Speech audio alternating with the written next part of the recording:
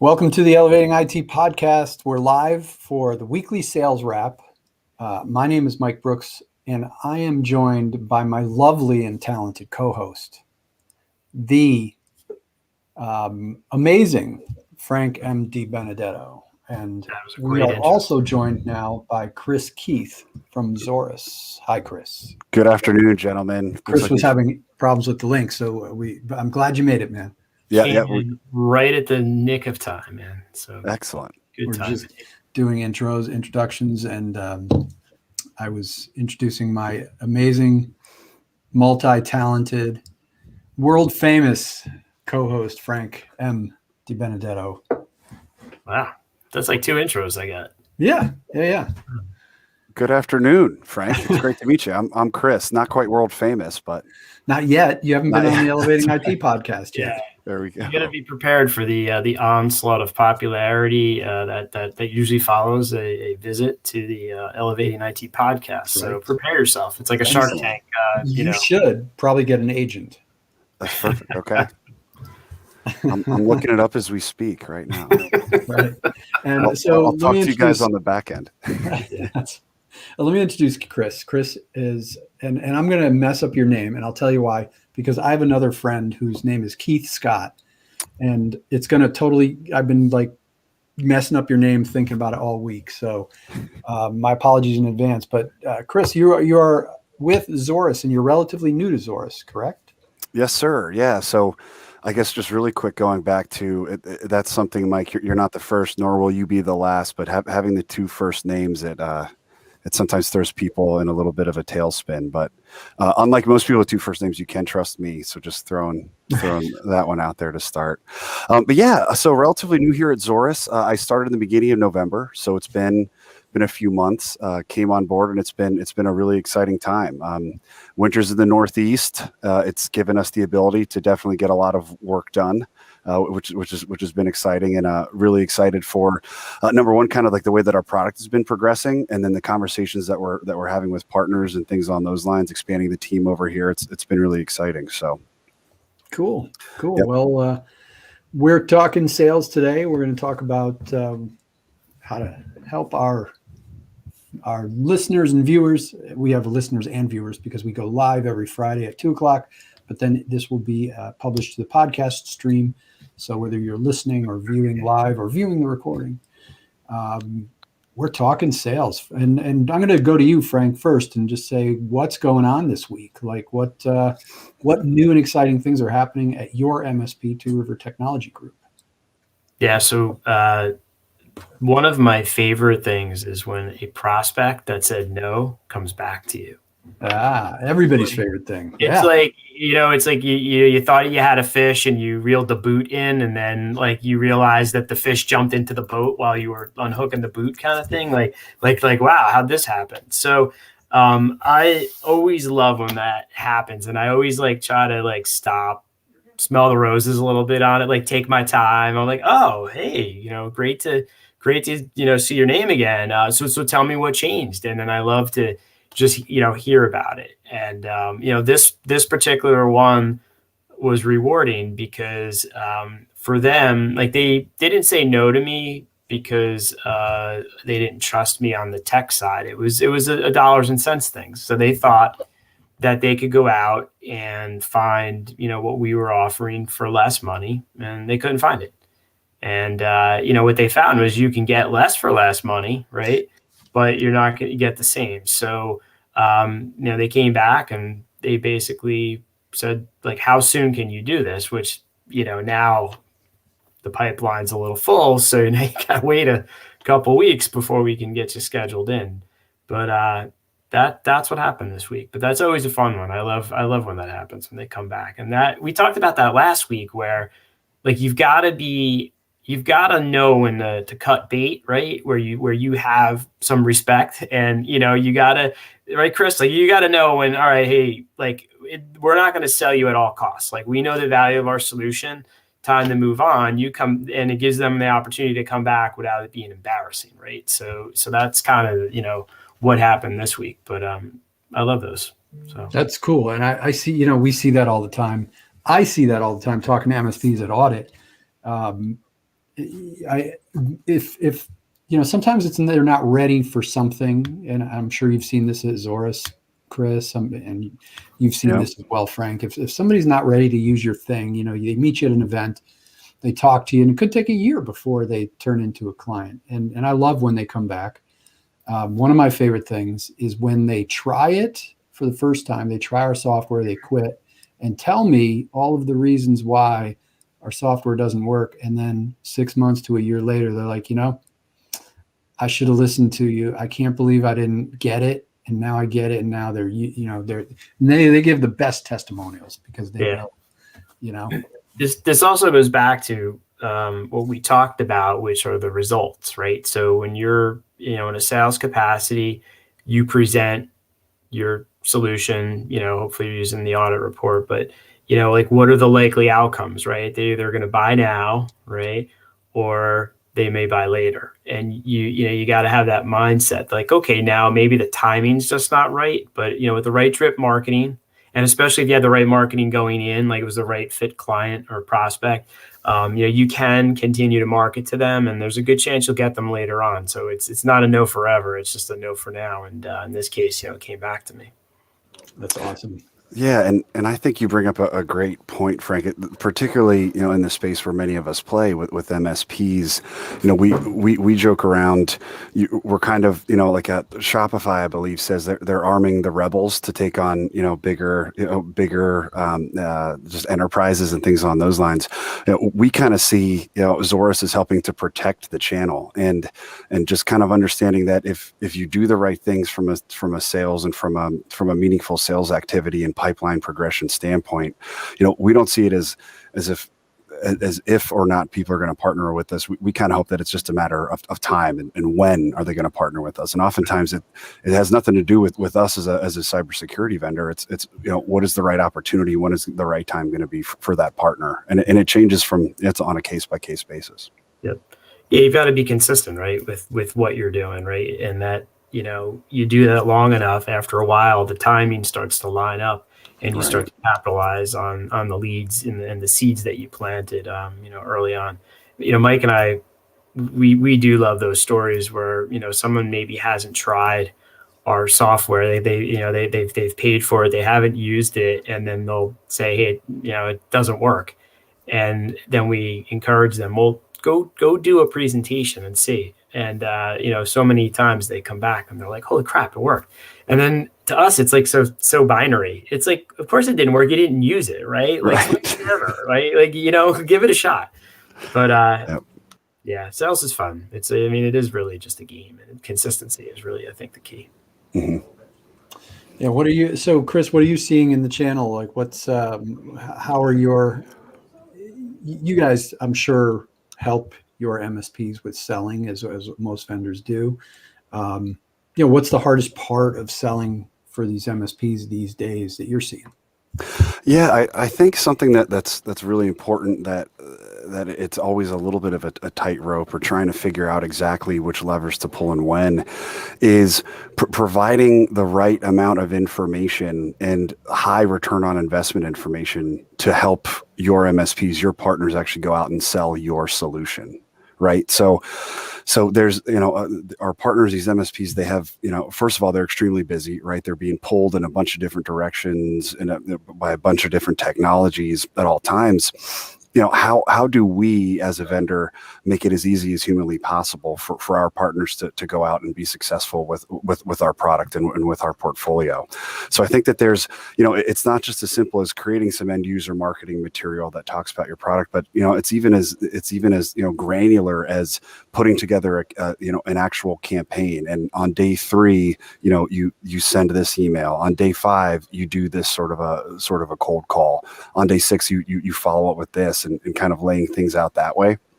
I think one of the things that's really exciting about sales is kind of figuring out exactly what that progression looks like.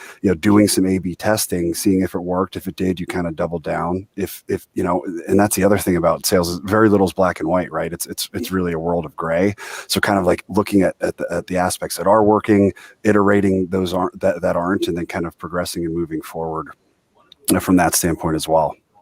Yeah, this industry changes so fast that even things that worked 6 months ago may not be what works today. I mean, you think about what the triggers are right now. It's the work from anywhere, and I think that um, cybersecurity was in so much of a spotlight before that Yep. people lost track of the business continuity aspect, right? Of like you need to be able Sure. to get to your files and empower your staff to work um, before they're going to be concerned about security, right?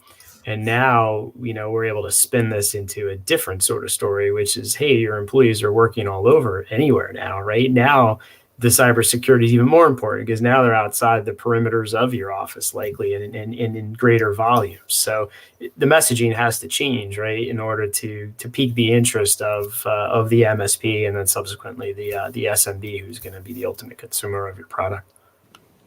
Yep. Yeah, without a doubt. It's interesting too. So we kind of have two different aspects of our business. And on the product side, we focus on, web filtering, content monitoring is one. And then the other side is more focused on a remote productivity monitoring.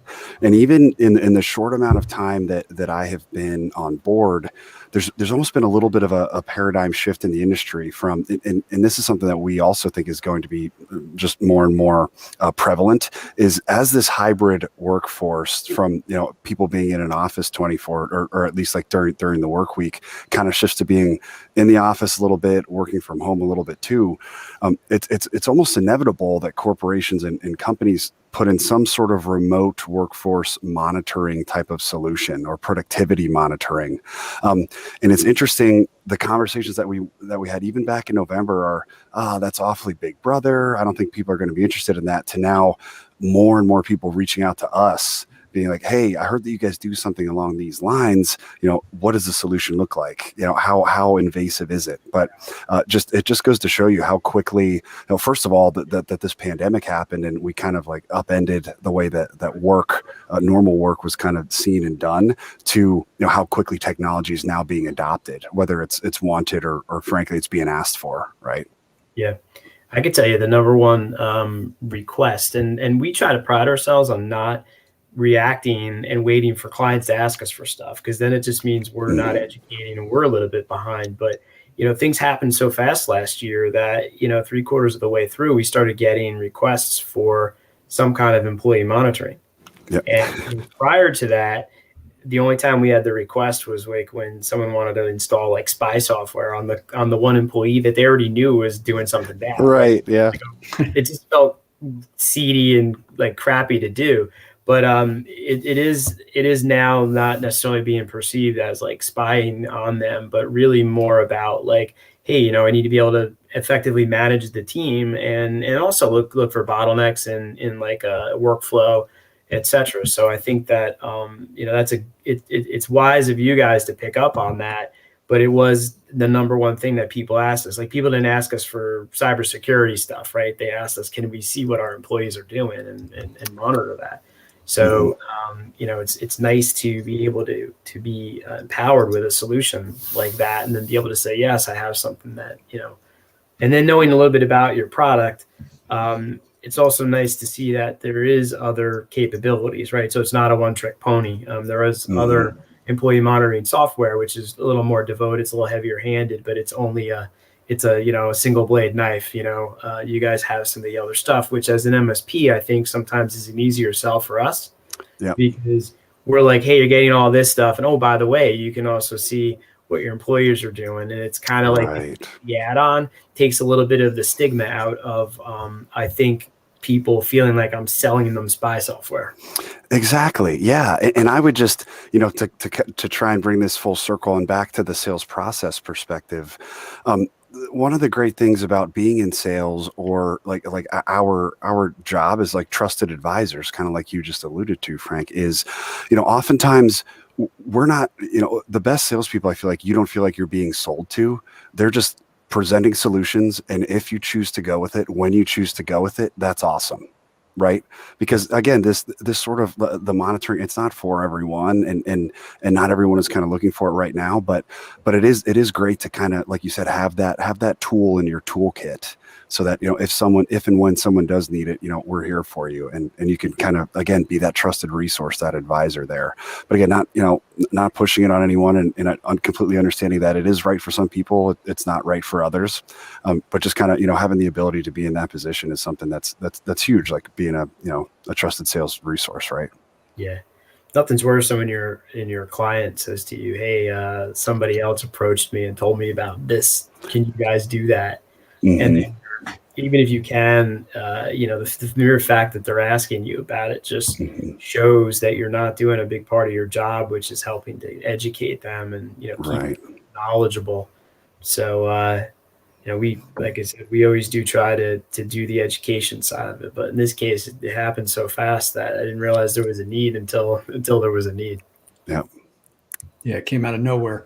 As we all went through this, and it's coming on a year now. I can't believe it. It's amazing. Remember that, Frank? We were we're gonna have our anniversary because we were in. Chris, this was the funniest trip. So we had to go to Houston. It was for an ID agent roadshow.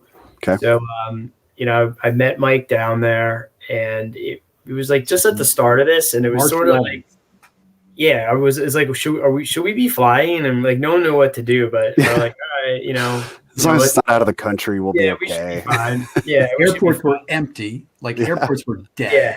Wow. Yeah, we were just flying. We got there, and I think we were supposed to fly home on a Thursday, but because like all the fees were waived, like you pretty much do anything you wanted like during that like 1 week period. So Mike and I were, and everybody that was coughing and sneezing there, we were like, I've never been more hyper aware of like someone like clearing their throat. I'm like, oh my God, like we didn't know what to do. And Mike way worse. We weren't wearing masks then. Like it was pre any of that. And you think about that with the big scare, and what we now know, having gone on, to be sitting on an airplane next to a person where everybody's coughing and hacking without a mask.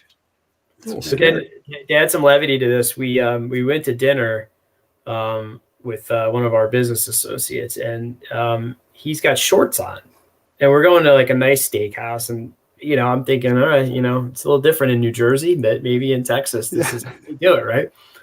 So we were immediately met by the nice lady at the podium, and she says, like normally you think, hey, you need to wear a sport jacket, like we have a jacket. Not only are they prepared with they have pants for you. So there is our business associate. He's like, and of course we're like taking pictures of him. Like, this is hilarious. Like, how often do you go to dinner and they give you a pair of pants to wear? So Mark now is wearing borrowed pants. I got to ask, did he know that this was coming? Did he play? Okay. Like, That's I gotta awesome. think though, when you go to a conference, like you're kind of like, we're probably going to go somewhere for dinner. Like maybe. But he knew where we were going. He knew where we were going. I mean, he was not unaware that we were going. And we even said, "Are you sure you're going to be able to wear those shorts?" Oh yeah. But Chris, I'm sure you travel a bit for So if you ever you do the hey, we'll meet up in the lobby at like 7:30, and so it's always like a little bit of like curiosity of like what people are going to wear. Like yeah. So you see, like, like one guy's always like overdressed. You're like where do you think we're going? The other guy's like, got like a Hawaiian shirt on in like New York City. You're like, you're gonna get like thrown out. And then Mark's got shorts, so it's like hilarious. And I'm like this is we don't know what's happening. But they gave him pants, and then the next morning I remember said to Mike, I'm like, we gotta get out of here. And so we go to the airport. And our flight, for whatever reason, was leaving out of the international terminal, right? Just for no reason other than overflight. No. Now we're like even more creeped out. Like now we're like, who knows if like where the virus is coming from. So we're just like sitting like kind of by ourselves. We're trying to buy a hand sanitizer, and like the most you can get were these like little parts of. It was ridiculous. And we landed, and that was the day that Tom Hanks and his wife said they had COVID. Yep. Oh, wow. So that was that Friday was Friday the 13th of March, when they closed the economy. They basically shut everything down. That was it. It was work from home. We started. I got home Thursday. I stayed home. Friday, I told my team, I said, grab your stuff and be prepared to work from home, because let's work out any kinks, if there are any, ahead of time. So they were like, okay. So Monday we started working from home, which was no big deal. And literally 1 week later, Governor Murphy in New Jersey said, you got to stay home.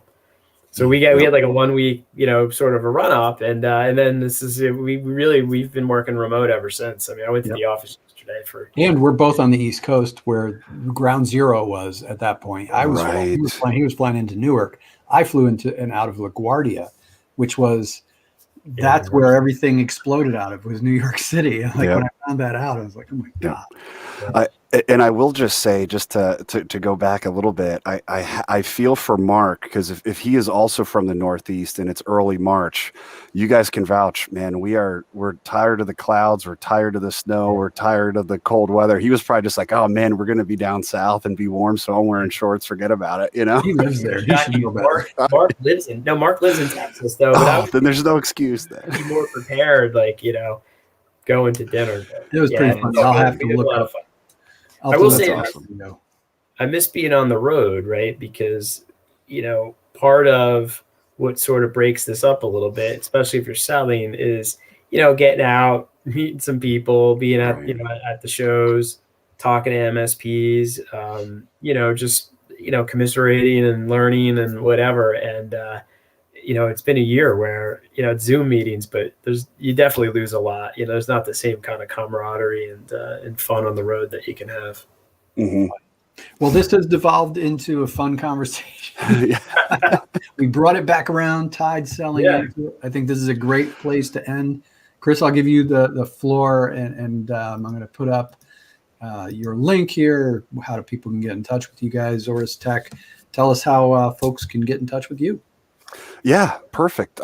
Well, thank you guys so much. First of all, I just want to say that was a great way to kind of end the week. I had a good chuckle and wearing the shorts out to a nice steak dinner. That's a classic. So, also really excited. Fingers are crossed that we continue to kind of trend in the right direction regarding all the COVID numbers, and hopefully we can get some live events and everything along those lines. Kind of back in the repertoire, because I think all of us sales guys inevitably are just kind of chomping at the bit to get back out there. But yeah, everything on the Zorus side, kind of the best way to get in touch with me or anyone else on the team here is just at zorustech.com. When you go to the website, there's a fun little chat bot where you can request a time to meet. You can email sales@zorustech.com, or you can go ahead and give me a call directly. It's just 203-403-8400. So that's pretty much it. We're easy. We're kind of in scrappy startup mode. So if anyone reaches out and you reference Mike, the audit folks, or me, you'll be getting in touch with me directly. So that's about it. Thank you very much. Cool. Well, thanks for being here, Chris. Frank, thank you again. And we'll see you all next week. Everybody keep on elevating IT. Appreciate it, guys. Take it easy. Already.